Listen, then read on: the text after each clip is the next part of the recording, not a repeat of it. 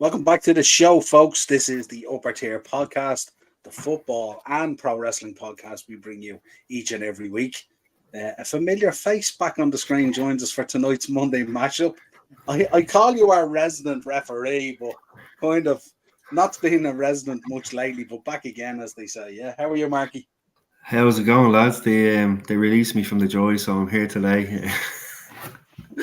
No, The joys of moving house. stop. Yeah, like since the last, I think I spoke to Yvonne earlier. I said the last one was on probably November. So we moved house in December, and we moved into the new house on the 21st of December, and then we had a baby on the 27th of December. So it's been a bit of a mad few months, but moving house is supposed to be the most stressful thing you can do in your life.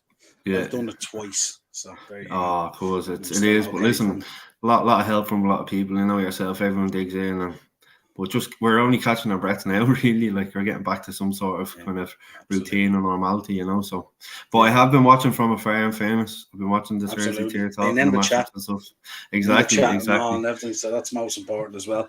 But tonight we're going to be doing a review of the weekend's action. We'll take a look at where everything is at heading into the first international break.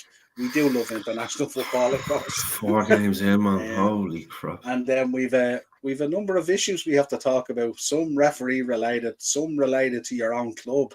Seems to be a lot going on there at the moment. And it ain't necessarily football related. But we'll talk about it anyway. Yeah. But before we get into the show, the referee, that's all right.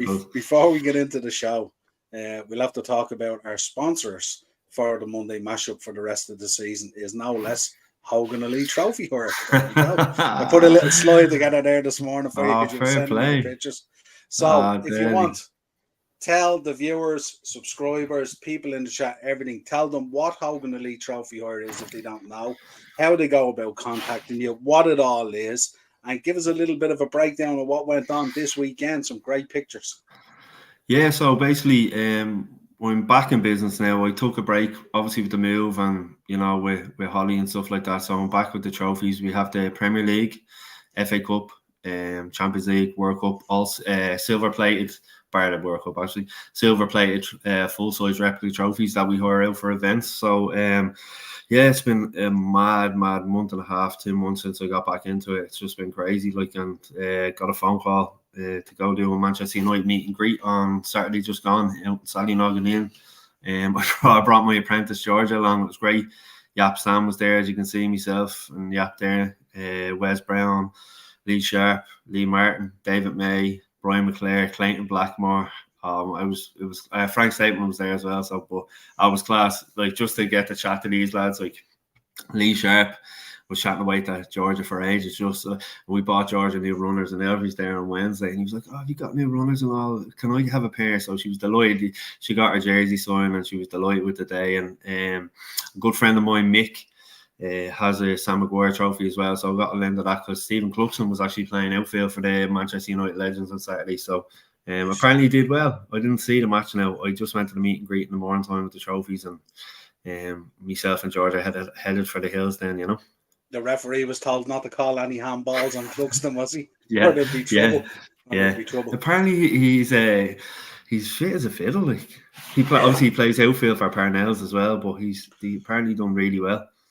Gaelic players and hurling players are a different level of cardio. I say it all the time. Definitely. They don't look like they're the fittest athletes at times, but I tell you one thing: they can run forever and knock lumps out of you. No especially problem with the size of them gap pitches. Absolutely. They are huge.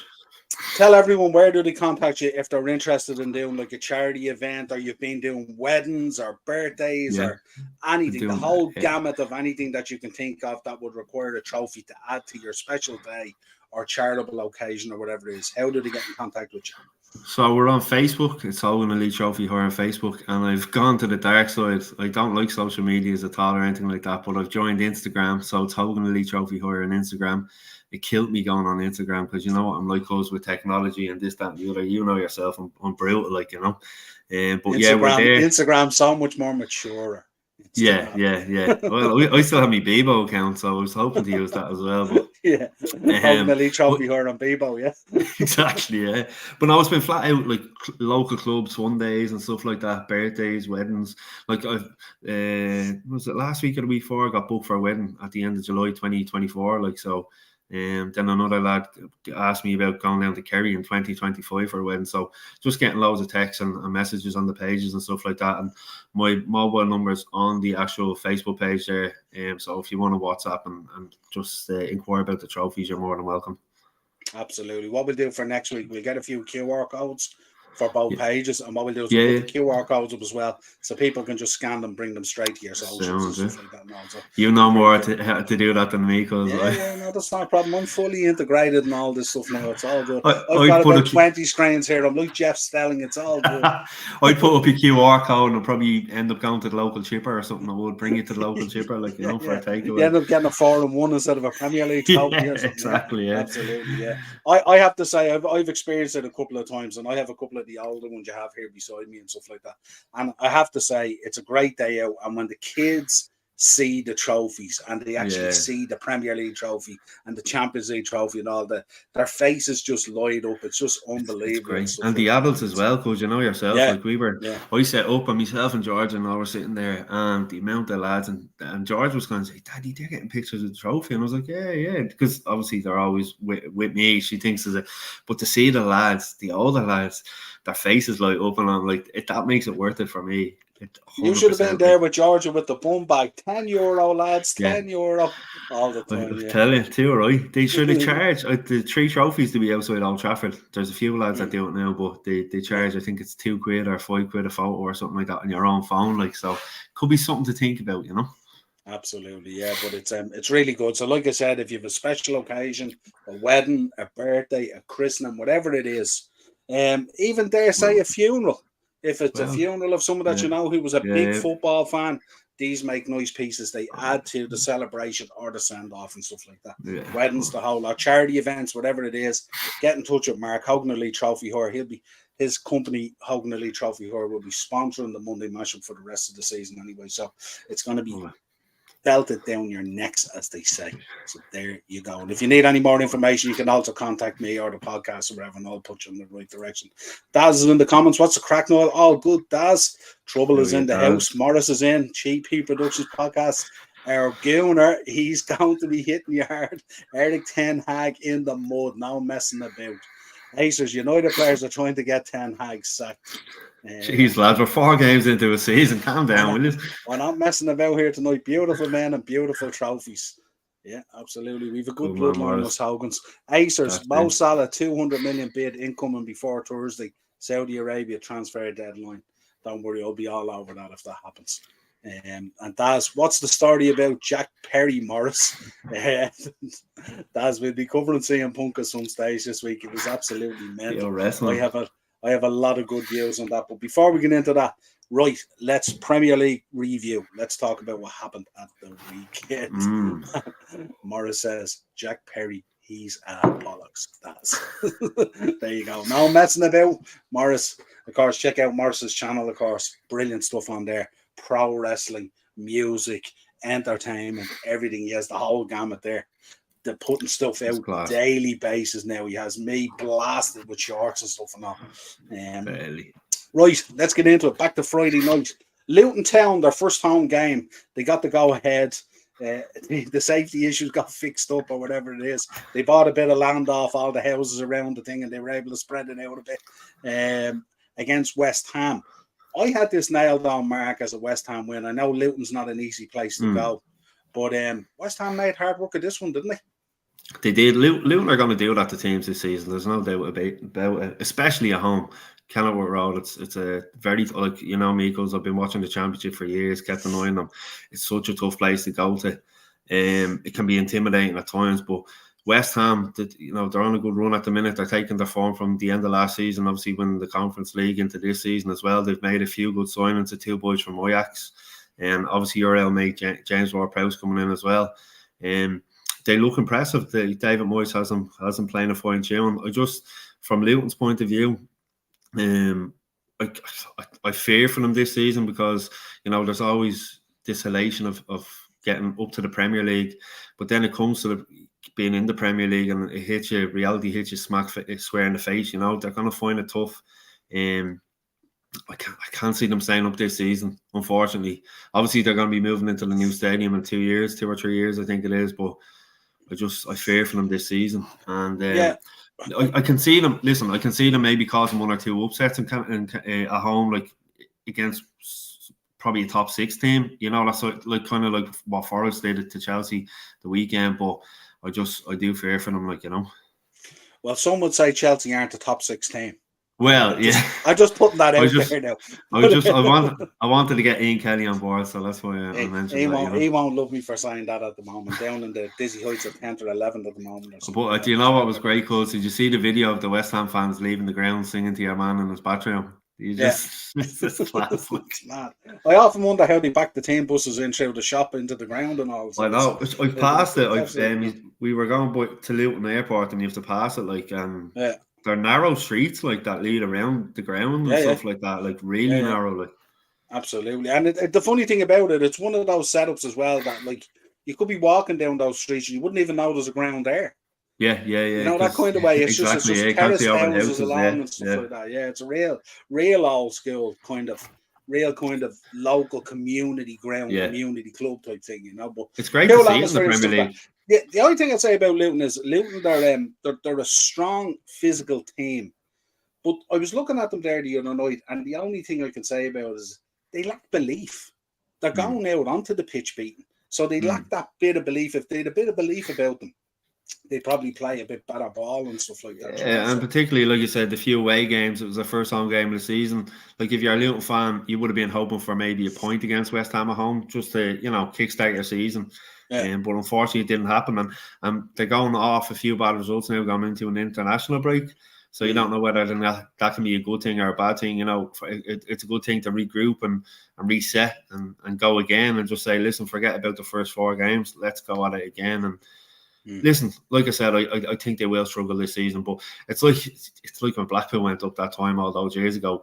You know, it's great to see a team that you haven't seen in the Premier League play in the league. You know, it is good because I don't know how you feel, because you get sick of seeing the West Broms and the Norwiches and going up and down. The rebound and trampoline sort exactly, of stuff. Yeah. Just trampoline, nice grab the money back down, back down. No, it's nice to see. I actually went to school with a Luton Town fan, believe it or not. One of my mates in school was a Luton Town fan. Yeah, one of the lads was a Luton Town fan and one was an Ipswich fan. Yeah, so it was interesting. So Ipswich were good in the back in the 70s. I was going to say. Did you not get your leaving cert results the day to Titanic sunk? No.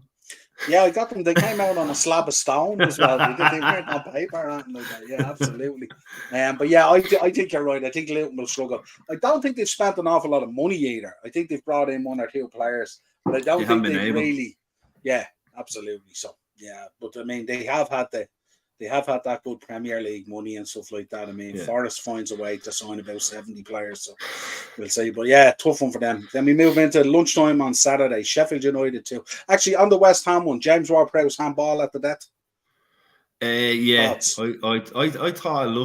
thought I would have given it anyway. I would have given only because you love Luton though. Yeah, probably. Yeah, I like Ward-Prowse as well. So I'll sit on the fence for that one. So, well, we've seen them given, haven't we? We've seen them. 100%. Yeah, so and you'll see them being given again this season as well. Like it's in the opinion of the referee, and he was in charge of VAR at the time. You know. Yeah, absolutely. Next up, lunchtime kick-off: Sheffield United versus Everton, 2-2. I don't know if you caught much of this game, but as a goalkeeper and stuff like that, Pickford with that double save at the death was it was lethal. Unbelievable. I'll see the little smirk he gave to the Sheffield United fans as he's getting up and all. Listen, I have to give him credit where credit's due, because if he makes a mistake, everyone goes in on him, even the Everton fans. But the double save was unbelievable, And I know he gets slagged for his little arms and stuff like that as well. But listen, he's a good keeper. He unfortunately is going to face a lot of shots this season, the way Everton are playing. They're going to struggle big time. I'm looking at it now, and you're looking at Sean Dyche going, is he going to last till Christmas? Because the way the results are going, and obviously with Damari Gray coming out and publicly slating him as well. There's a lot going on in Everton at the moment. I thought, again, last season, the way they finished, stayed up, right, get things right during the summer. Deutsch has a full pre-season and season ahead of him. Do it right, but they just can't seem to get the look of the draw, Yeah, absolutely. Tough. It's going to be a tough season for both those teams, actually.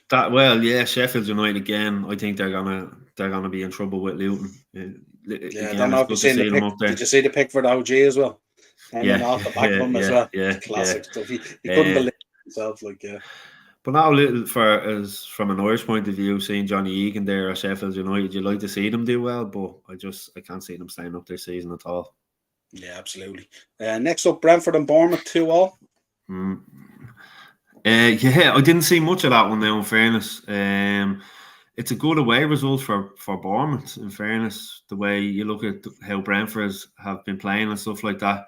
It'd be interesting to see. I was looking, Brentford have a few tough games coming up after the international break as well, so they would have been hoping for a home win there. I say if you're a Brentford fan, you were probably nailing that on, But like I said, it's a really good away result for Bournemouth, in my opinion. Yeah, 93 minute equaliser for Mbeumo as well. Brentford were actually pretty lucky. Yeah. Dominic Solanke as well, who I know well from Liverpool. You're on the score sheet again. Yeah, he's doing brilliant stuff at Bournemouth since he went there. Really, really good. But hard earned point for both of them. Yeah. We'll skip that 5-31 to Brighton and Newcastle when we come back to that. Burnley 2, Tottenham 5. Yeah, I was watching it. I was expecting Spurs to win, but obviously then Burnley go ahead with Foster's goal as early as they did, and you kind of think, right, they're going to make it difficult for them. But Burnley, they're obviously under Sean Dyche, yourself, because a Burnley team would try to stop you playing. They wouldn't try to play their own football. They just try to stop you playing and hope to nick something on the counter or whatever. But the way Vincent Kompany has them set up, they're trying to play football, which I watched them a hell of a lot last season in the Championship, and it works in the Championship. But again, you're in the Premier League, you're with the big boys now. You're not going to get away with it, and that's what. Listen, they've had a tough. The City at home, and the Spurs just look phenomenal. I was talking to a few of the lads in the shop, and we were talking about the James Maddison transfer when it was happening. I thought it was a strange one because I thought it was nailed on. He was going to go to Newcastle. Especially what Eddie Howe is doing up there, I thought that's where he go, and I just thought, nah, it's not going to work. And then you just see what Ange's doing at Spurs now, and everyone's saying, with Kane gone, what's going to happen? But they proved everyone wrong, and I have to take my hat off to them, I said the same last week about Burnley. They're trying to play a brand of football, and they don't really have the parts and the quality to do it. And you can commend Vincent Kompany for that for so long, but eventually you're going to look at the table, you're going to look at the results, and you're going to go, hang on a minute here. And then it's quite difficult then to kind of revert back to that thing, what I mean? Try and go kind of defensive and stuff like that. It's not in Kompany's nature when you look at how they played. Last especially a prime example is look at Leeds under Bielsa. They were exactly like that. They went hell for leather attacking and couldn't defend, and they ended up. Teams just sit back, soak them up, and then they'll sit them on the counter before the game is over. Yeah, absolutely. I have to say, Song's 3 goals, 3 great finishes from Song as well. Yeah, absolute 3 great finishes. Yeah, it was interesting. The Spurs fans, they obviously were so worried about spending the Kane money and Kane going and stuff like that. And we're kind of in a similar situation now with Mo Salah as well, whether he may or may not go by Thursday to Saudi. And I'm thinking, I'm not saying a blessing in disguise because I love Mo Salah. But sometimes what it does is if a player like that, like Kane, moves out, it takes the shackles off the other players and they're able to step up and then step out of that shadow and show what they can do. And Son is one of those guys. Maddison has been absolutely brilliant. I don't know if you've seen Maddison. Was it Maddison against the... He was against the Burnley. Now, was it Bournemouth or the Burnley fans where they were giving them dogs abuse going over the top? And he moved the corner. Yeah, it was against Bournemouth away. Yeah, that was absolutely brilliant. And they just all went silent. It was brilliant. And in fairness, he was getting loads of stick, but he gave them a little wink and a smile, and I think they kind of warmed to him then, that sort of way. So, and the thing about it is that can either go bad or go good, and that's the way to react to those things. That's how a professional should react to those things. Exactly. He was absolutely brilliant. I like Maddison, I have to say. I do. He's a good player. He's shown it in the first few games. Yeah, let's take a few comments here. Let's go way back here, do we? What's it? Yeah, here we go. That's where I'm at. Acer, CM Punk. Oh, yeah, we read that one. CM Punk.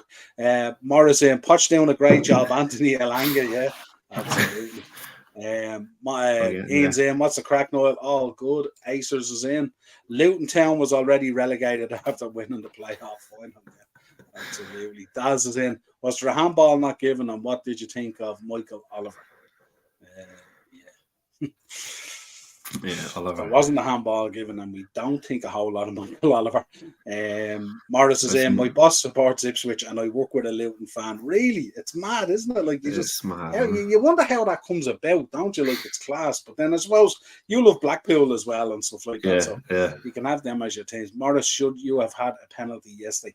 No way, not for me. No, he moved. I had arguments with my two brother-in-laws yesterday who were Arsenal fans. He moved his leg towards our defender. Yeah, it was never a pen. Never a pen. Same as Rashford last week, didn't he? He moved towards the player there to get the body check as well. Exactly. But he got it. No penalty, that's good man, Morris. Good man, Morris. Good man. Morris, I'll pop on with the boys shortly to talk about it. Yeah, absolutely, with everyone. I say you're gonna wait till we get to the last match there, you know. Ian's in. Jess Dazzler didn't recognise you there, looking kind of young. What's the secret? Nivea. That's it. Acers, Grealish and Trent out of the England squad. Yeah, I read that already. Yeah, there it gone. Acers, Brighton will slap up United in 2 weeks' time. Could do. Wouldn't be surprised. Wouldn't be surprised the way we're playing and the way they're playing, you know. And Round BG is in. Well, hey, what's up, lads? All good. Good to have you in, my friend. Deedles is in Brazil at the minute. Oh, very good. And Morris is in. The goals will dry up for Spurs. Ange is a good manager, though. And Ron Maddison was a great signing for Spurs. Yeah, absolutely. Absolutely, too, right? Yeah, and especially when you think about that money as well. What was he, 30 plus add-ons or something like that, or 35 plus add-ons? Wasn't big bucks at all. Right, let's get into the next one. Where are we? Chelsea, Nottingham Forest, of course. Nottingham Forest beating them 1-0. Couldn't believe it. You had it in your beat the bookie. Didn't you not have Chelsea in your beat the bookie, cuz? Did you have Chelsea to win both teams to score or something like that? I did. Didn't you? And I think most people did as well. And I'd say for you as well, it was even nicer because it was Anthony Elanga. He only could come on as well. Took his opportunity really, really well. Oh, it was a great finish. And like in fairness as well, I was looking at Chelsea. They're defending. It was schoolboy defending all day. Like, you know, obviously towards the end, Forest soaked up a bit of pressure from Chelsea and nearly caught them on the breakdown. Remember, Elanga went by 2 or 3 Chelsea players. He should have squared it, but he went for the shot himself, and it could have been easily 2-0. Morris is in. Michael Jackson up front for Chelsea and Lavia as the water boy. Yeah, I can't understand the Lavia one. And it looks like Poch isn't warming to him either because he came out during the week there. Did you see the statement he made that he wanted to go to Liverpool, but the agent made him go to Chelsea? That's not a good thing to be saying, young lad. Getting ill-advised there after moving there, you know. So I don't know. That could be an interesting one, but he certainly missed an opportunity there. And I think a lot of it resides with Southampton as well. They weren't willing to do the deal, and we were kind of penny pinching as well. But hopefully he'll get his chance. A great Forest wins, in considering they haven't signed anyone. You know that type of. Yeah. I don't know. I haven't signed anyone yet in the last 3 days. I don't know whether you caught the match at all. Did you see Cooper with the towel? The lad was sweating buckets. Did you see him in the interview after? The sweat was. They were asking about Worrell, obviously, with what happened during the week and stuff, and the sweat was pumping off him. But listen, he's made some good signings. Like Hudson-Odoi, he's manager under 17s level for England, so he knows what he's like. It's good to see him getting off the loan scene and finding a club, like a permanent club now as well. So, but listen, Forest are always going to have that type of result the way they play in them. I was shocked it came on Saturday against Chelsea, to be honest with you. See what I mean with these guys? You can't escape. Can't escape with these because we'll be Anthony being investigated by police for assault on a female there. And that's all just to back that up with his tag team partner, he's going on loan to Getafe Acers. I don't think so. But we'll talk about all that stuff later. Man City 5, Fulham 1. Your typical Man City at home on a Saturday afternoon win, isn't it? You know, Haaland at it again. Haaland. Just one of the goals I thought was offside. Obviously, player interfering and blocking the sight of the goalkeeper. I thought that was an offside goal. But listen, they were always going to win that game, weren't they? Haaland with a hat-trick. Alvarez, I think, didn't Haaland set him up as well? Yeah, got an assist. Yeah. But listen, they're just going to steamroll teams like that. If we were up against Fulham at home, I'd be thinking, like, it's going to be a struggle. But when you see 5-1, forget about it. City are just different gravy, aren't they, really? And you look even compared to last year. Last year, they go out and do a treble. You know, Gundogan leaves, they move Cole Palmer out, various players leave, and they just go out and they bring in nice little picks here and there of real quality. And most of it was funded by a lot of their academy player sales, where they were getting 20 mil here and there for academy players, 42 million for Cole Palmer and all. They've always abided by financial fair play, so you have to say fair play to them. Well, I tell you, this summer anyway, they look like they're in positive for once. You know, it's crazy. You know, madness. But Haaland looks unstoppable again. And even I think they went behind in that game as well, if I'm right. Fulham, quick as far as I think it was 1-1, wasn't it? Alvarez scored first, and Fulham, I think, sorry, you're right. Alvarez, Tim Ream after 2 minutes. I will say though, like looking at City, you've seen them a bit. They're not great defending set pieces, like corners. They are vulnerable. They obviously conceded again the weekend from a corner, but that's the only thing I can pick to say, like, that's the only flaw that I can actually pick out. It's the other 30 chances in open play that they create. That's the problem also. Exactly. Yeah, absolutely.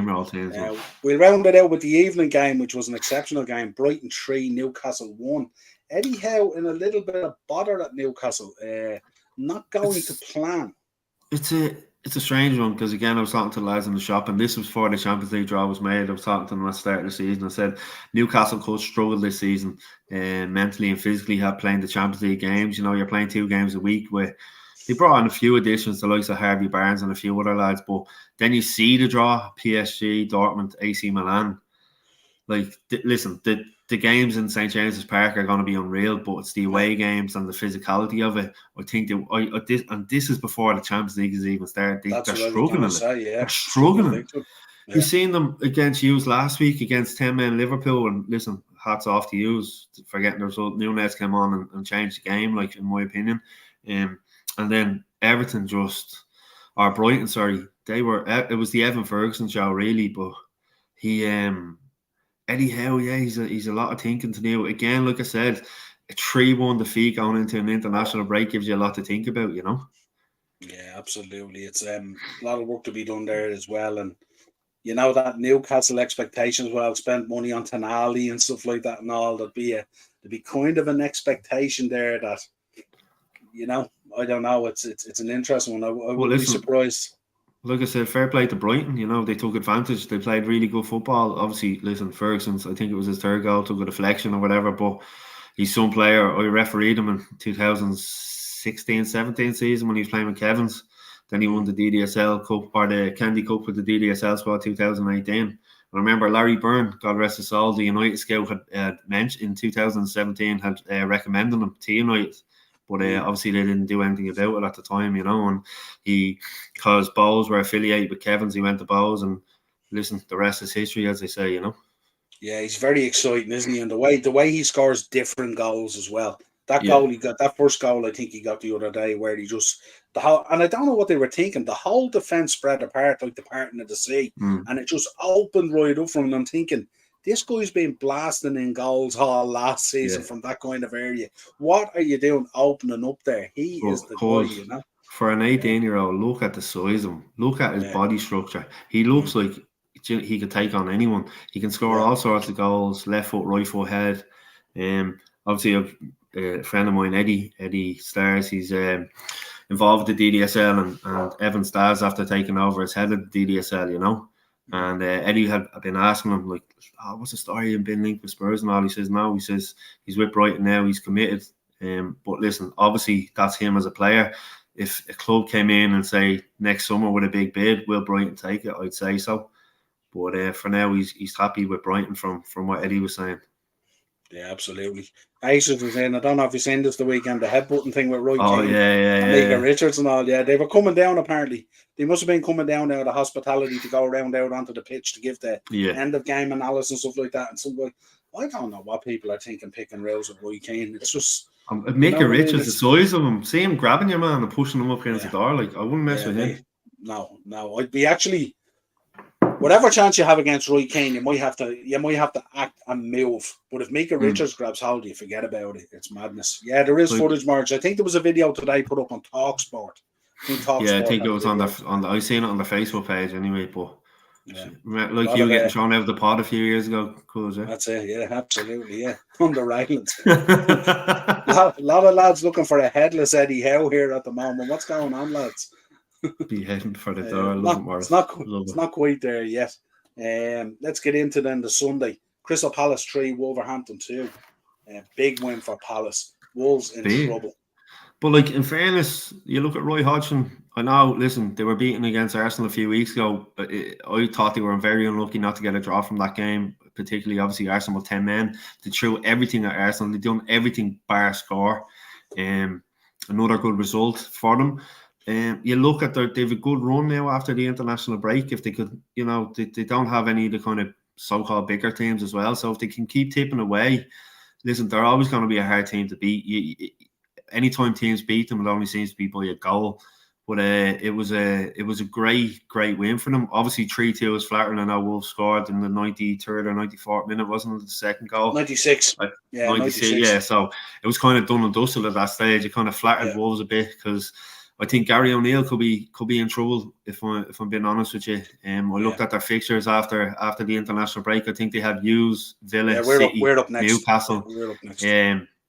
They have some tricky fixtures, so Gary O'Neill could be coming to the end of October, maybe with a P45 in his hand, if I'm being honest. Yeah, you can't kind of lose that amount of talent and not replace it in any way, shape, or form and stuff like that. Losing big players who've been the fabric of Wolves now for 3 to 5 years, that work rate and stuff like that. And I think you're right. I did tip them to go down and stuff like that. I just think it's going to be a struggle for them. I just don't know. I like Gary O'Neill. What he done with Bournemouth at the time, he turned it completely around for them. He wasn't obviously out of work long, but I just feel for him because, like I said, I looked at the fixtures for after the international break, and it doesn't make good reading if you're a Wolves fan. Yeah, timing is perfect as always. Joining us from Cheap Heat Production Podcast, Morris himself. Morris, how are you, my friend? How are you, Morris? Great, gents. How are you? Is this where I leave? Is it good? You just can finish off the last game. Is that right? This is where you start acting like your Wi-Fi, like Cartman in that COVID episode. I'm not going to go all in here over one game, man. Don't worry. You won a trophy last year and we didn't. Fair play. Absolutely. Acers in the comments. Gary O'Neill under serious pressure. P45 incoming, could be all right. Ted's in the comments. Big up, Ted. Only getting on. What did our resident ref think about Luton's penalty shout on the weekend? He reckons it's a penalty, Ted. He would have given it. He's a bit of a Luton fan. And Acers is in Central Live every day. Yeah, absolutely. I work in London, man. Jesus. London, is it? Yeah. Jesus. Good old breakfast roll out there. Yeah, fabulous. Expensive these days. What's the running cost for one now? Go on, hit me where you are. Well, it's not as bad down the country. We're still $3.95, but I see places charging upwards of $5 now. Oh yeah, well, especially in town. In town. Dare I say, in Greystones now, you're charged $6.90. What? Serious? $6.90. That's them happy pair breakfast rolls you'd be getting, is it? That's why now when I get up on a Saturday morning, I say to the lads, do you want breakfast rolls? Now I call them sausage baguettes because all I get them is sausages. I ain't putting in the full one anymore. Right. Morris in Londis where every little helps. Yes. Absolutely. Morris is actually in the back of Londis now. That's where his studio set up. Yeah, well, it may as well be. It's a fucking playroom, but it'll do. It's your playtime, baby. Right, Liverpool 3, Aston Villa 0. Really enjoyed this one. I expected a lot more on the preview from Aston Villa. I thought they would have put up a much better fight, but I don't know whether we drained them with our press in the first 20 minutes or whether they just looked so flat. They looked way off it. We just dominated them really from start to finish. The 3-0 kind of flattered them. Nunes could have had a few. And I think I'm happy it's a real good start for us. 10 points out of 12 after being to the Bridge, after being to St. James's, after playing Villa and after playing Bournemouth. I think that's a decent return compared to last year.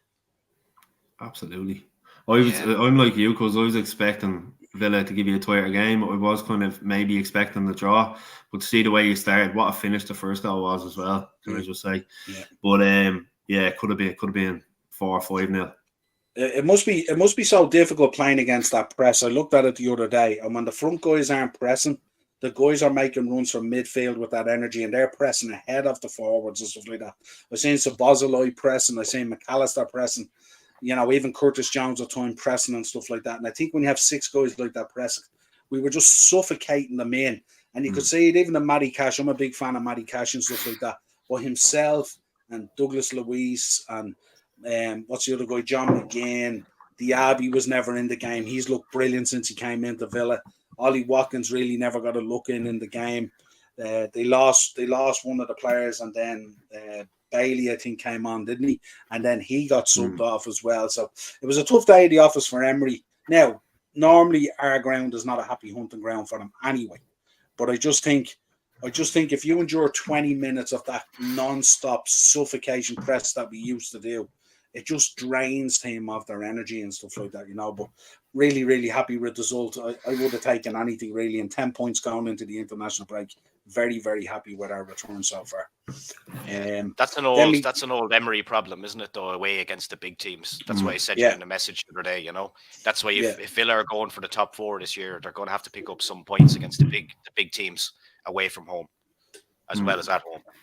Yeah, it's amazing. It's amazing the difference in them as well, because you look at, they got absolutely pulverized by Newcastle. I think the first game of the season, 5-1 or something it was, wasn't it? And then I think they went out and they had 2 really, really good results, free from scoring goals and stuff. And then they come up against us, and again they falter again. So yeah, but it's I suppose they'll look back at it as well and saying, after playing at Anfield and after playing against Newcastle, 2 tough games and stuff like that. But yeah, I think you're right, Morris. If they've ambitions of the top 5 or whatever the coefficient's going to be, they're going to need to pick up stuff. Then we came to the main event. This was set up nicely. Felt like an old Super Sunday. Arsenal versus Man United at the Emirates. Beautiful day for it and stuff like that. But a strange enough game. Morris, what did you make of the game, first of all?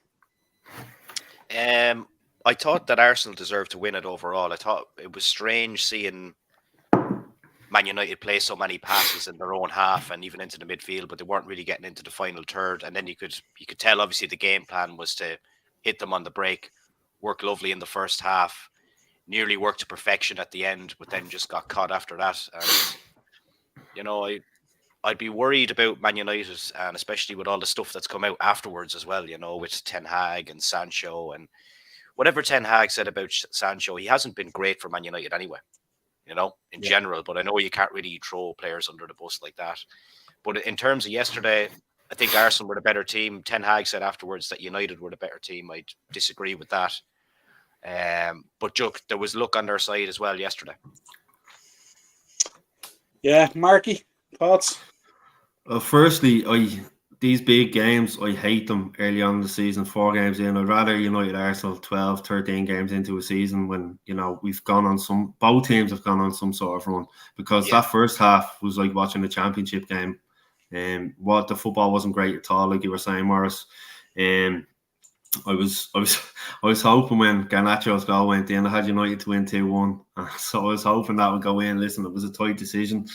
I will say one thing, I didn't think it was a penalty for Hoyland. I thought both of them were just holding on to each other. It was 6 of one, half a dozen of the other, If someone asked me, text me today, I said, even if it's outside the box, it's not a free kick, But yeah, fair play, he's kept plugging away. And this whole Sancho thing as well, remember, I think it was 2021, 2022, it came out that he had bad attitude in training for England as well. I think Southgate had to have words with him as well. So it's not the first time. He's certainly not been the player that we bought from Borussia Dortmund anyway, he has been given opportunities. You can't say he hasn't, but you kind of look at it as well. Anthony hasn't been great, and Sancho's probably sitting back looking at him starting week in, week out, and getting fed up, really, But yeah, listen, obviously I was disappointed with the performance and the results. It's been the story the first 4 games. We haven't been playing well at all. We haven't looked like a team that's been coherent, that looks like any way we can play football fluidly. And anytime when Anna's on the ball, I have a heart attack. Yeah. There was times, Morris, I was expecting you to press a little bit faster when he was on the ball, and I was kind of, Yeah, they were slow.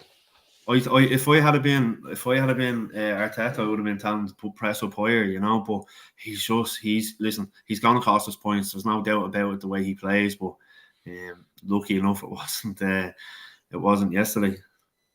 Yeah, he's kind of like a player who wanted to be a DM, but always got thrown in goals, isn't he? That's the way I look at him and stuff like that. He wants to be so involved and stuff like that. And it's goalkeeping, I always say, is for like kind of strange individuals. Let's say you have to have a certain thinking and a certain mentality. You know what I mean? Because you're not heavily involved in the game, but there's moments when you're called upon, and that's when you have to be switched on. This guy looks like he wants to be switched on all the time. And it's an interesting one with that as well, Marky, that you mentioned it. It's kind of like you didn't really get your targets that you wanted. And there was obviously a lot of financial issues there as well, with financial fair play in the background and stuff like that. And it's so weird, isn't it, when you look at United and they're struggling to keep within financial fair play when you think of the revenues you generate and all that kind of stuff and all. And then you look at Chelsea, who are just like playing a poker game, just dishing money out left, right and centre, and everyone's looking at them going, how are these guys able to do this? And United can't get even a guy like Amrabat through the door for, say, 25 million or whatever it is, which is a steal for a guy like that. You know what I mean? Because we would have had to sell McTominay, or one of the players would have had to go, like, you know.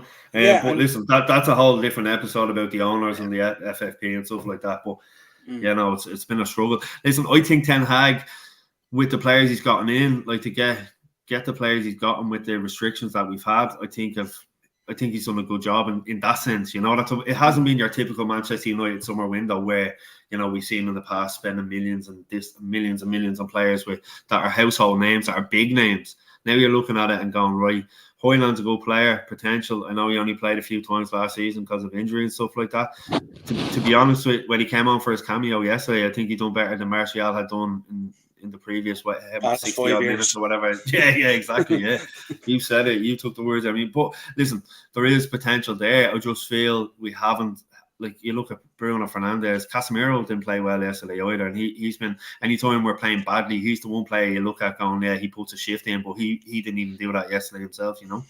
He came back off pre-season, Mark, didn't he? And he had blown up. He was struggling. Oh, yeah. I seen pictures of him when he came back into pre-season, and he was like twice the size, you know what I mean? Yeah, you could see it in his mush in his face and all and stuff. So he really he struggled to get back to his fitness. He obviously had a lot of the South Americans do that. They go back home and do whatever and go on a mad one. Like, we've seen it over the years, you know. The original Brazilian Ronaldo was the same. I know he's towards the end, he'd go off and come back, and you're looking, going, barbecue and beer. No, well, I think it was the longest breakfast rolls, to be honest with you, Morris. The full ones. Yeah, they can afford them. Exactly. Yeah, so I suppose all that leads into this. So this is where the table stands at the moment. Morris, start with you first of all. Arsenal, happy going into the international break? Kind of where you expect it to be, or? Happy, but I was looking at the fact that last year we won the first 9, and I had that in the back of my mind, and we won the first 9 and we still didn't manage to get over the line. So a bit disappointed in the draw to Fulham. But apart from that, like, I could still only see Man City winning it. But it's good. If we can keep the pace up this year, we need to beat Man City twice, really, because we lost out by 5 points last year. We lost 6 points to Man City. If we can somehow beat them in their 2 games, then maybe we can have a chance of doing it. Likewise for anyone up there. Yeah, I think looking at it, I think what we need a number of contenders. So there's lots of pressure being piled on, you know, that kind of way. And then an Arsenal or a Liverpool or a United or whatever it is to break out of the pack then maybe. But we need a number of teams, because if it ends up City going ahead the way they are now is kind of laying down a marker, you know what I mean? And normally they're kind of slow starters. Normally you can build up a little bit ahead of them and then they come back. But if they start like this and they stay like this and they're relentless, now obviously when the Champions League kicks in, you're going to look at a different situation. But I mean, they're well set up for it and stuff like that. I suppose with Arsenal, Morris, still trying to figure out what Havertz is a big thing at the moment. Oh Jesus! Partey getting injured. Yeah, Partey getting injured obviously doesn't help either. Timber was a huge loss. He looked absolutely sensational. So sickening to see him get injured. even as a rival fan, to see him get injured was sickening. He looked a real baller and stuff like that. But yeah, I suppose looking at all that and taking all that into account, 10 points ain't too bad a return from 4 games so far, is it? No, but you know, I am worried about the Kai Havertz one. Like, he was definitely our worst player on the pitch yesterday as well, and I think Arteta's stubborn in the way that he wants him to work, and I can't see him pulling him out of the team, and that might cost us down the road. We'll have to wait and see on that one. But yeah, 10 from 12, you can't really complain, I suppose, to start off with. But I think it's going to be crucial when the likes of Liverpool, United, and Arsenal and Spurs, if they keep it up, play Man City, because they're the only teams really that can beat them, aren't they? Yeah, unless it's a weird one like a Palace or something like that, something out of the blue or something like. Yeah, absolutely. And I suppose the other side of it is what happens if Haaland gets injured or something like that. He picks up a knock. That's a big one. Like That's a big one. But then, of course, we could talk about that with all our teams. We're going to talk to Marky now. It was flooded with injuries at the moment. 11th mark, Man United, 6 points from 4, basically half the points. Absolutely obliterated with injuries. Lots going on and off the pitch. Talk to me. We're lucky to be on 6 when you consider the Wolves game. You know how they were denied a penalty, and Nana literally took that player out. Should have been a penalty. Should have been 1-1. In fairness, we robbed that 3 points off them, so we're lucky to be on 6 points. To be honest with you, listen, the injuries. We know the injuries. I was getting loads of WhatsApps off the lads today about Maguire and Johnny Evans finishing as the centre half, but that's the state of the affairs with us at the moment. He's getting his order in, is he? No, that sounds like the Pat Short. Sorry, the breakfast roll song. Yeah. But now I just listen. Martinez, it's probably a good thing we're going into an international break in terms of trying to get a few of the lads back in shape. Obviously, the whole Sancho thing, something's going to happen there. Obviously, after he's coming out on Twitter or whatever it was with a statement. So, but it's a struggle to get excited about anything, you know. Lucky enough, I'm going to see Blackpool and Peterborough in October, so that should cheer me up anyway. Nice. October 8th is City and Arsenal, just for Acers there. And then we're playing City the bank holiday weekend, October I think it's the 23rd, 29th, the Sunday the 29th, we're playing City. The Halloween weekend. Yeah. So we're playing. So that'll be a nightmare. Yeah, exactly. Yeah. There you go. Too right. Like I said, we're up on third at the moment on 10 points. Really happy with that return away to the bridge, away in St. James's, picking up points there. You know, can't complain at all compared. I think last season we were 4 games in before we picked up a win, so can't complain at all. Happy enough with the lads, as bad as the season you think your team might have, just look at Chelsea. I have one for the two of you boys, actually. Yeah. I was watching the Liverpool game on one of the official channels I have on the box, and Peter Schmeichel was a pundit, and he said the first goal shouldn't have stood because Salah was in Martinez's way. What do you think about that? I didn't see his position. I was just looking at the finish. I didn't actually see properly. I was watching it on one of them, and your man Stephen Warnock was the commentator. Was that the same one? No, I was watching Peter Schmeichel, and I can't remember who else was in the studio, but they made a massive deal about it at halftime anyway. But him being a goalkeeper, I think that's why he did. Yeah. No, I think the City one more so for me. I think it was at their second or third goal. Definitely offside. But I didn't see the Salah one properly. I'll go back. That was the first one was a Bozoloi, wasn't it? Yeah. It wasn't the corner missed everyone, and then he at the came end over and finished. Lovely finish too. I think if you chalked it off, it'd be harsh, to be honest. You know what I mean? I think there's a real interpretation there, isn't there, in terms of the view of the goalkeeper and all that kind of stuff. We've seen it even, I think, towards the tail end of last season, didn't we? We've seen a couple of them where lads were right in front of the goalkeeper and they were still given so. It's an interesting one. Mark, what have you made of the directive this year between the extra minutes, the added on time, and also this? I know you've always spoke to me about respect for the referee and getting surrounded and all that kind of stuff, but it's a difficult one, isn't it, in terms of these yellow cards and stuff like that at the moment? It's going to cause teams problems, isn't it? Yeah, as a fan, it's frustrating. Obviously, when time is added on, and you think they're silly yellow cards, but as someone that's been out there involved in refereeing and stuff like that, it's something that had to be introduced. You know, getting surrounded by players and this, that, and the other. You go back years. Look at the United. Remember Stam and Roy Keane surrounding the likes of Jeff Winter and stuff like that, and Kenny out. I just think only the captains can approach the referees now, which I think is a good thing as well. But like I said, from a referee's point of view, I do agree with it. But from a fan point of view, it is frustrating when you're sitting there watching a match and the referee's giving a card every few seconds. And the time he's taken to do that has been added on to the injury time then as well. So it is frustrating, but yeah, it's something that had to be done. Well, and what about the added on time? What you found that? I know when they were doing it in the World Cup, we were all fairly enthusiastic about it and stuff like that. We thought it was quite a good idea. Now, when it goes back into club competition and it's every week, every game kind of thing, exactly. Yeah. It's sure to take a toll on players, isn't it? I mean, you think about what's being added on, maybe an average of 15, 20 minutes a game and stuff like that. Yeah. That's going to add up towards the end of the season, isn't it? I was talking to a friend of mine. He's a Stoke man, obviously in the Championship, but for them it's worse because they play Saturday, Tuesday, Saturday, Wednesday. They play twice a week, you know, that sort of way, where the Premier League teams are only playing once a week.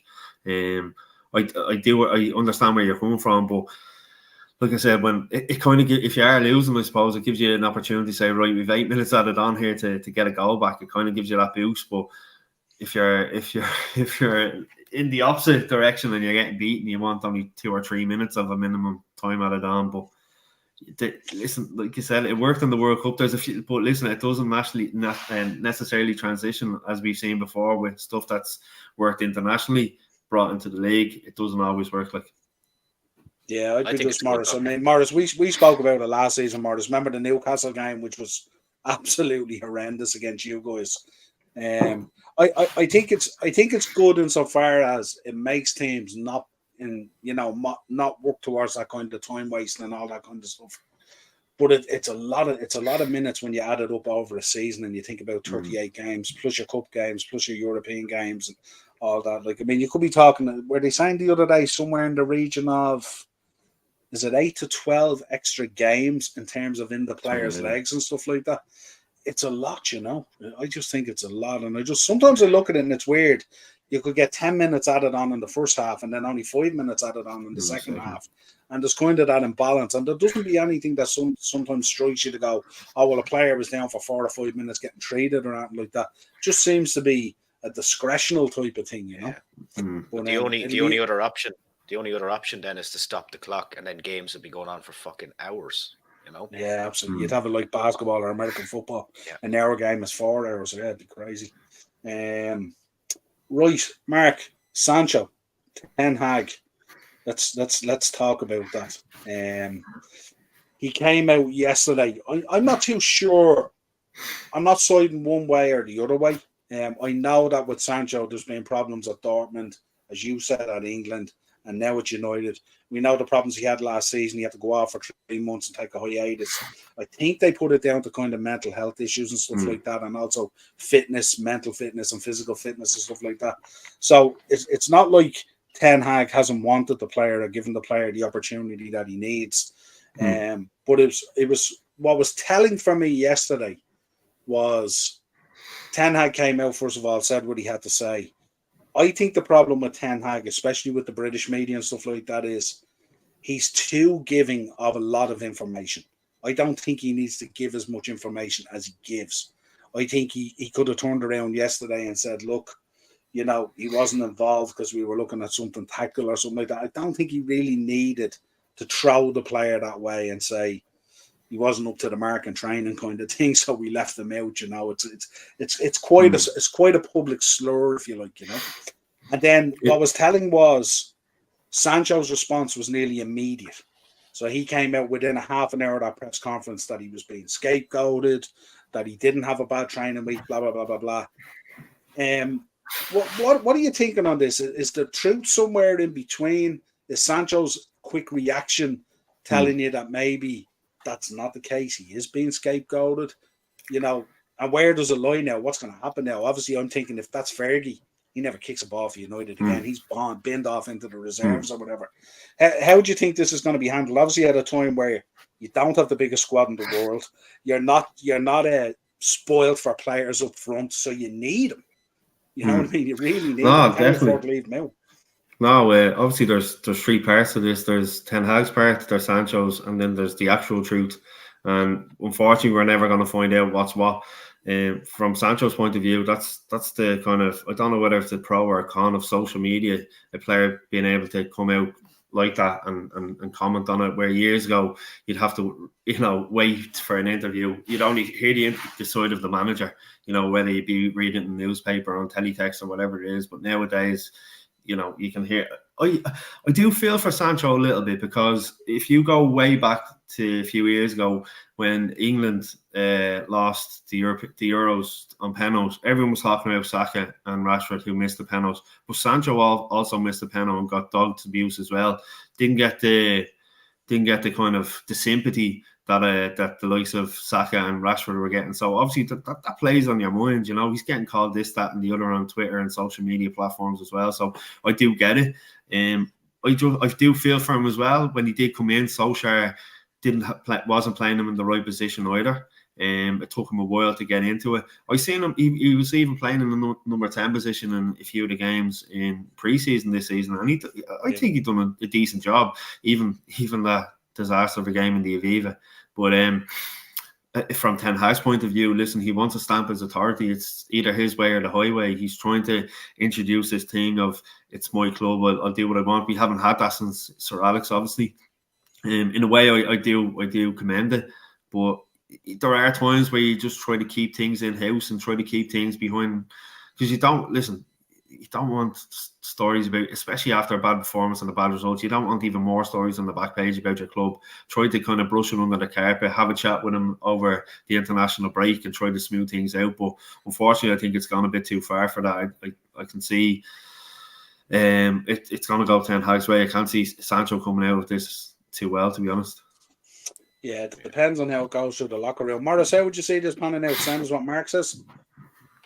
Well, I'll leave it to Mark. I said, do you think if he was playing yesterday that you would have had a better chance of winning? Personally, no. Well, then, he hasn't been good enough for Man United, so maybe it's just time to move on from him. I'd be kind of harsh like that, but I don't think he's been up to scratch at all. He hasn't. Yeah, like I said, he's not. You look at Haaland going to City. He's the exact same player he was for Dortmund. Bellingham at Madrid, obviously we haven't seen too much of him, but I presume he's going to be the same player that Real Madrid bought from Dortmund. Sancho hasn't been that player. He has been given opportunities, like I said, albeit Solskjaer wasn't playing him in the right position when he came in, but when he has been given a chance, he hasn't really proved himself.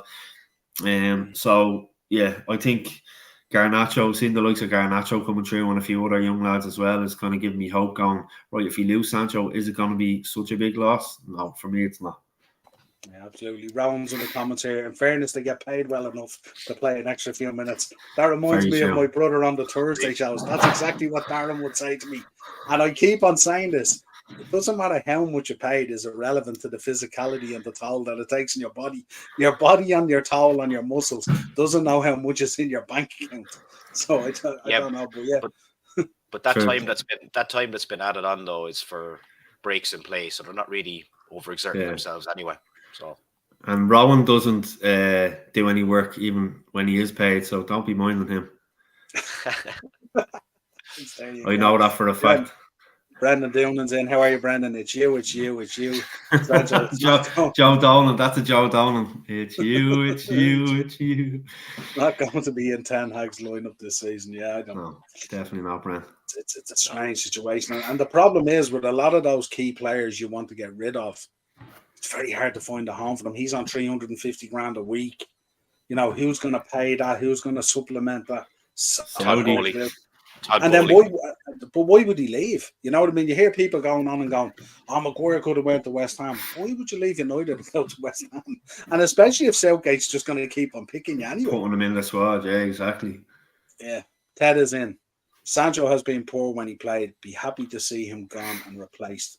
Yeah, but what I would say about that is, has he been any poorer than Anthony and any poorer than Anthony Martial? Definitely not. No. You know? So like that's if we're gonna call it that way, you have to call it across the line and say that. And even if you look at Rashford, who's who's a really, really good player and stuff like that. But his drop off from February as well was monumental as well last season. Let's not forget that as well. Sancho wanted to leave, but nobody wanted to buy him. Saudi Arabia transfer window still open for him to go. That could happen. Great point, Acers. Could be gone by Thursday. Wow, interesting. Yeah, they can come in and buy Sancho, just don't buy Salah. It's all good. We'll give them Sancho and Harry Maguire for free. Like they'll pay for Sancho, but we'll give them Harry Maguire. Buy one, get one free. Londis offer. Hey, get those bread. That Londis is going to be packed tomorrow for breakfast rolls now at this stage. Heads on as well. I want Martial on as well. Yeah, absolutely. I agree. This is his year, Martial. I can feel it. Yeah, no, I don't know about that. But can you imagine a situation where you lose Sancho and then this other stuff going on with Anthony and you were to lose him as well? And God, wouldn't be too bad. That wouldn't be too bad. Honestly, it wouldn't be too bad. Ted's dropping the promo code there. Boy, one get one free. Absolutely. Anthony is tragic. They should send him back to Ajax for a credit. I don't think it'll be Ajax he'll be going back to, but let's see what happens. It could be interesting. But yeah, I don't think Ajax will take him back either. I think Ajax did very well out of that deal, looking at it, to be honest. We'll touch on one more, Mark. Obviously, back in November or whatever it was, October, got very excited. Club going up for sale. Finally get the Glazers out the door. Hopefully Qatar was going to buy it or some combination of Sir Jim. Money investment for the squad, fix up Old Trafford, potentially a new training facility, all this kind of good stuff. Everyone was very excited. Then we hear over the last couple of days that potentially the club is getting taken off the market, that the sale is not going ahead, that the Glazers actually want 10 billion. I kind of said this back in October, November when they announced it first. I think they were just testing the market for evaluation. They weren't truly wanting to sell it. That to own Man United as a brand, such a global brand, no different than Coca-Cola or any of these other global brands. It's a once-in-a-lifetime opportunity to own that, so why would you want to get rid of it? The flip side of that is a lot of money is needed for the stadium, a lot of money is needed for the training facility, and obviously a lot of money still to be pumped into the squad. The Glazers look like they don't have either money or investment or a will to put their own money in, which hasn't really happened anyway. What was your thinking on this when you read that? I think it was a report in the Mail on Sunday spoke about it, that the talk was coming off. They wanted 10 billion. Thoughts? I think Gary Neville spoke about it after the game yesterday, saying obviously they're using the club as a toy, really. I will defend them. They painted the outside of Old Trafford during the summer, so you know yourself. I think it was the Chuckle brothers that did it though. But yeah, listen, if this is the other side of the pond and it's one of their American football teams, they're going to be looked after a lot more than we have. I'm looking at all these protests that are going on before games, after games, and stuff like that. That does nothing for me because the lads don't even go to the games and stuff like that. You know what I mean? They're not arse with that type of thing. So listen, fair play to the fans for doing it, but it's not getting anywhere. I just feel, like you said, because I think they put it out there just to see what the kind of test the water slightly.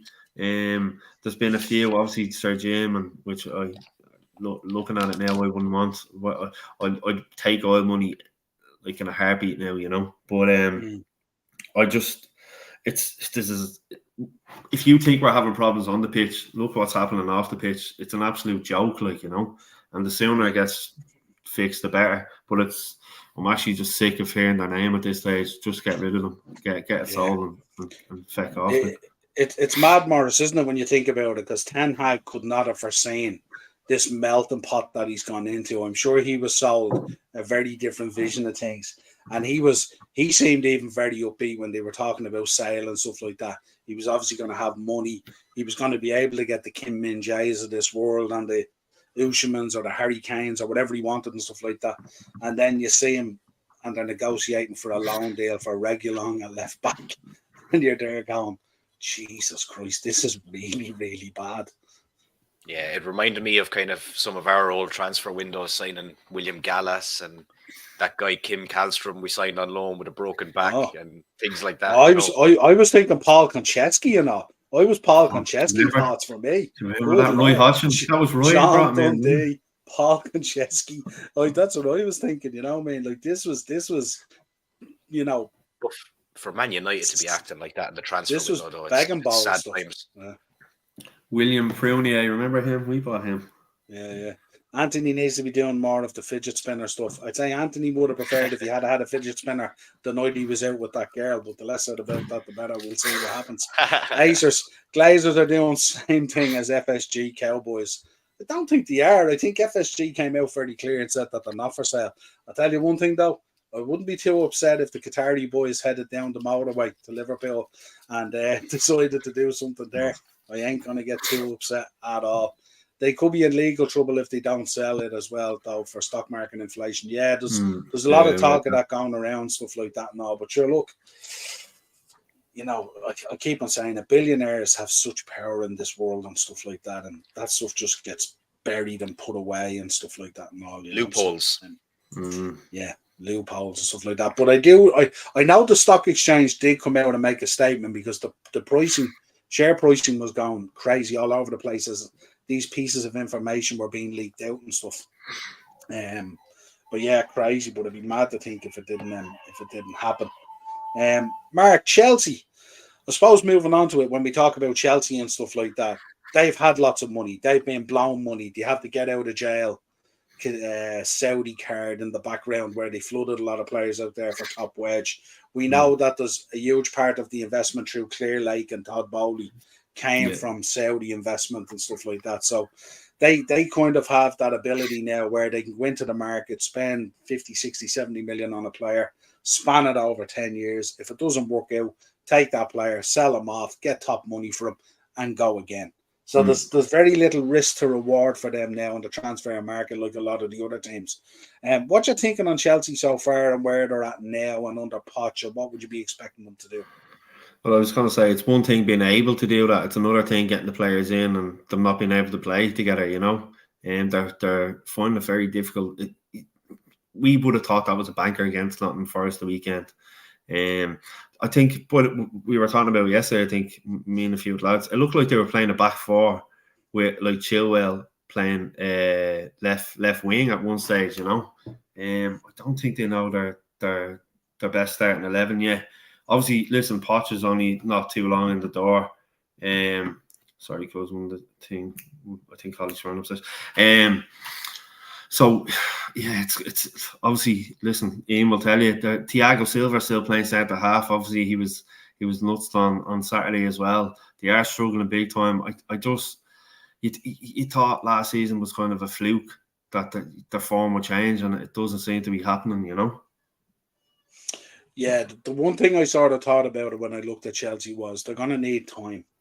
Yeah, Some people will say they've had loads of money and they've had time. Yeah, but I mean, a lot of that stuff hasn't worked out and they've had to bin it out the door. So they've had to start again with Poch. And when I look at Poch, no, you further back, go on, do your thing.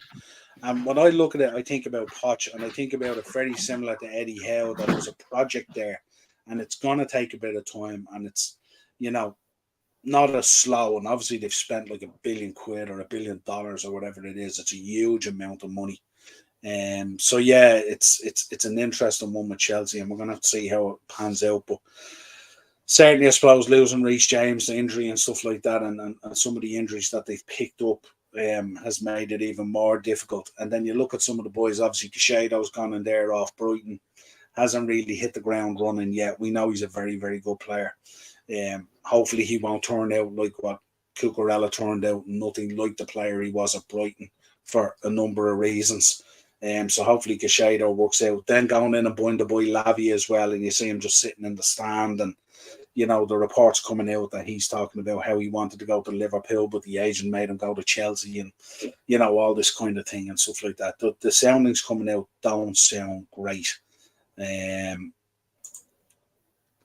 Ted, Chelsea are a strange one because at times they look brilliant. Then the next week they look like Bray Wanderers. Yeah, I said at the start of the season when I looked at Raheem Sterling, I thought Raheem Sterling under Poch had refound his form. And in fairness to Chelsea the other day, they did create a lot of chances as well. They just didn't take them. I mean, the one that Jackson missed under the bar as well is a horrific miss altogether and stuff like that. But I just think it's going to be an interesting one for Chelsea going forward to see what way this season pans out and stuff like that. But yeah, Raheem, I thought we were looking at the old Raheem from, say, even Liverpool when he was balling out near Lone City and stuff like that. But then there's just a drop off in confidence. Now, they had a difficult week. There was a lot of stuff coming out. Raheem was dropped out of the England squad, so he wouldn't have been best pleased with that. And the one thing I said before that game was, I said, with Raheem being dropped out of the England squad, that's a blessing in disguise for Chelsea. Because if he went off to England and he got injured as well, and they'd been mounting up these injuries and stuff like that. So any players that don't go off to the England squad would be, or on international duty would be a real bonus for Chelsea. More time for Poch to work with them and stuff like that. But it seems that it negatively affected Chelsea big time. And Raheem Sterling in terms of the announcement of that squad. He wasn't best pleased at all. Apparently there was a conversation with Southgate. But yeah, it's going to be an interesting one. Sean's in. How you doing, Sean? Garnacho only one for United with prospects. Yeah, potentially. Yeah, he's very good. I like him. I like Palestri. And I liked what's the other guy? Who's the boy that's at the boy who went to Fulham? Did he? He was excellent as well. Can't remember his name. Doesn't come to me now. But the United player of Fulham. Would be Jackson cost me 120 quid missing that, the bastard. Yeah, absolutely. 9 watching, only 3 likes. Like the thing, folks. Yeah, hit the likes and subs, folks, and do it for all the channels in the chat as well, please. Make sure you're supporting everyone. Next up, I wanted to talk about Mo Salah. Pereira, that's the one, Morris. Yeah, Pereira, he's a baller as well. I wanted to talk about Mo Salah, get people's thoughts on Mo Salah. 3 days now to go in the Saudi window. I think it closes on Thursday, the 7th, I think it is. So the question is, I looked at Mo Salah's goal celebration yesterday, and it wasn't the usual celebration from Mo Salah, which is kind of flamboyant with the Egyptian kind of stance thing he does and all that kind of thing. It was kind of pretty, for me, low-key. And maybe I'm just reading into it more than what is because of the week that I had and the build-up to transfer deadline day and stuff like that. But let me know your thoughts in the comments. Mo Salah's goal yesterday, normally he would celebrate pretty flamboyant, but it was quite toned down. And I wonder, is that telling? Is there news coming? Hopefully not. Morris is in. Nobody is bigger than the club, Niall. He did look happy yesterday, though, and a good chemistry with Nunes. Yeah, look, Mo Salah is a professional. There's no doubt about it. He's not if there's anything going on, he will let that be dealt with off the pitch. He's a professional when he's playing football and stuff like that. Mark, we're just talking about Mo Salah here, and I was talking about Mo Salah's goal celebration yesterday. I thought it was quite tame compared to how he normally celebrates, especially scoring like that in front of the cop as well.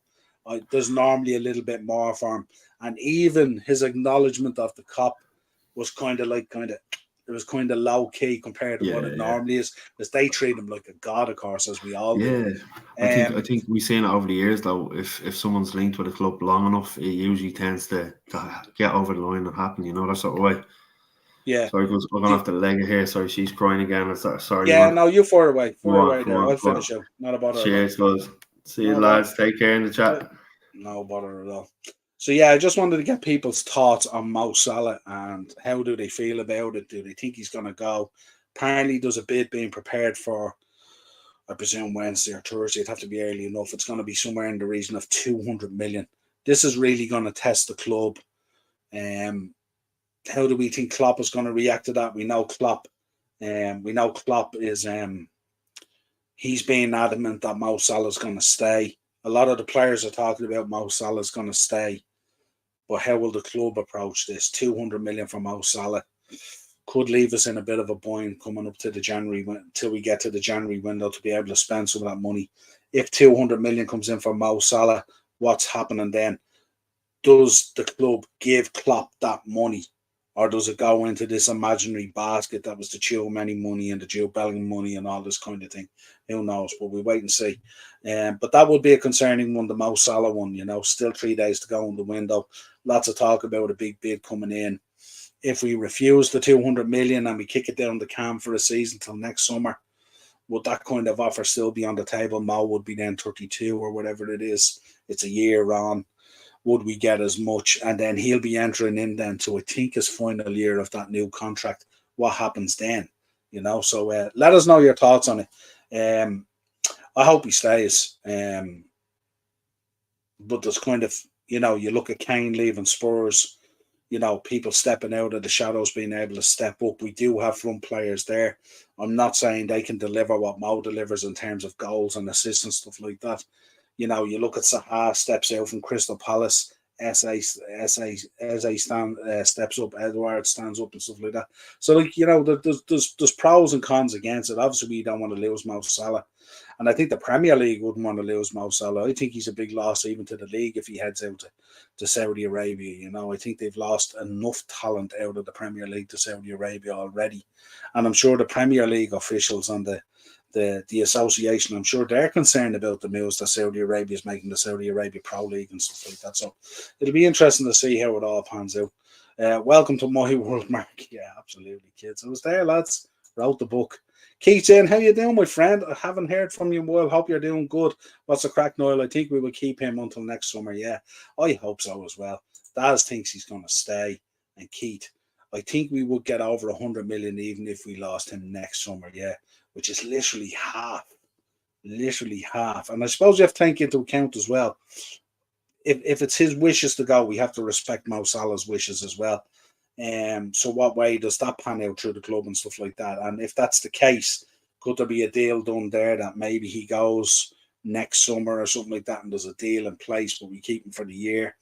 We did a similar thing, I think, with did we do a similar thing with Suarez and a similar thing with Coutinho for 6 months and stuff like that? Let's see what happens. Plus, we have to remember we're going to lose Mo, aren't we, for about 5 to 6 weeks for the AFCON and stuff like that. So that's going to be, we're going to have to figure out about life without Mo Salah for those 6 weeks as we've done in the past. So let's see what happens there. But yeah, lots of stuff to be decided over the next number of days. What's the podcast tomorrow? I'm not too sure. I'll probably come up with some wrestling stuff or something like that. Yeah, because no football again until Thursday and stuff like that in terms of podcasting. Keith, what time does your podcast go live on YouTube, Noel? Normally 8 o'clock on a Monday, normally 8 o'clock on a Thursday. And then the other ones are not necessarily live. Some of them are just recordings, Keith, that I do during the day or in the car or whatever it is. They're just recordings that go up. But the main 2 live shows are the Monday mashup on a Monday at 8 and the Thursday tier talk at 8 o'clock on a Thursday with Darren. So that's the way we do them. Yeah, but they're all up there in the schedule and all just be up there. And also you'll see if you subscribe into the bell notification to the channel, you'll get all the latest updates as we put them up. I normally put all them out. I did a review of Payback there today. And I also did a match reaction to the Aston Villa game. So they both just went up this evening. They're both up there. And this one obviously is going up. It's live. Yeah. So that's it. Yeah, just another one. Cristiano Ronaldo celebrating his 850th goal in a 5-1 win. Al Nassr win. And Sadio Mane getting in on the act too. So lots of report. A lot of people were talking about this Saudi Pro League and how it might not affect things and mightn't affect the Premier League and all this kind of thing. Lots of places now are reporting on what's going on in the Saudi Pro League, and it's becoming more prevalent out there. And even if you look at content creators and big YouTube channels and stuff like that, no, they're all getting in on this Saudi Pro League act now as well. So it is going to become part of the fabric very quickly over time and stuff like that. And with the money that they're throwing at it, it's going to happen really quick. We also had Jude Bellingham sank Getafe, and he had scored 5 goals and an assist in his opening 4 games, a club record equaling Cristiano Ronaldo's record. Of course, Getafe is the club that Mason Greenwood is joining. And I read an article today on that as well, that a lot of the domestic abuse support groups and stuff like that, no, they've been coming out and talking to Getafe and wanting clarification on the situation with Greenwood and all that kind of stuff. So it's going to be interesting to see what happens there. Keith in, I have you liked as a sub, but doesn't let me know when you go live, unfortunately. It should let you. So if you have the bell, have you got the bell thing? Have you got the bell notification thing, that little bell button? If you have that there as well, normally it'll tell you about 10 minutes before we're about to go live or something. Sometimes it doesn't do it, of course. But more often than not, it should.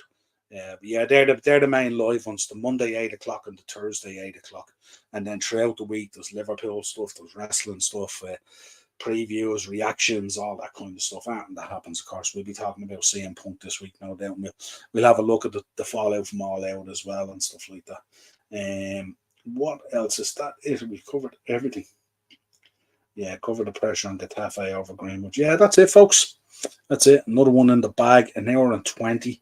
Thank you for coming along and being on the show with us. Big thank you to Morris and Mark coming on, stuff like that. Obviously, with kids, these things happen, but that's the way it goes. Not a problem at all. Until next time, folks, don't forget as well, if you do have an event coming up, check out Hogan Elite Trophy Hire. They're on Facebook and Instagram. It's Marky, who you'll be dealing with there. So if you want that special trophy or trophies for that special occasion, he does weddings, he does birthdays, kids events, whatever it is, communions, confirmations, whatever it is that you're throwing that special event, or if it happens to be a bereavement from a colleague or a family member who was a big football fan or something like that, maybe it's nice to have something like that at the afters or something like that. Yeah, just contact Mark. He's on Facebook, Hogan Elite Trophy, or he's also on Instagram now. Or if you can't get in contact with him, get in touch with us in the podcast and we'll put you in contact with him.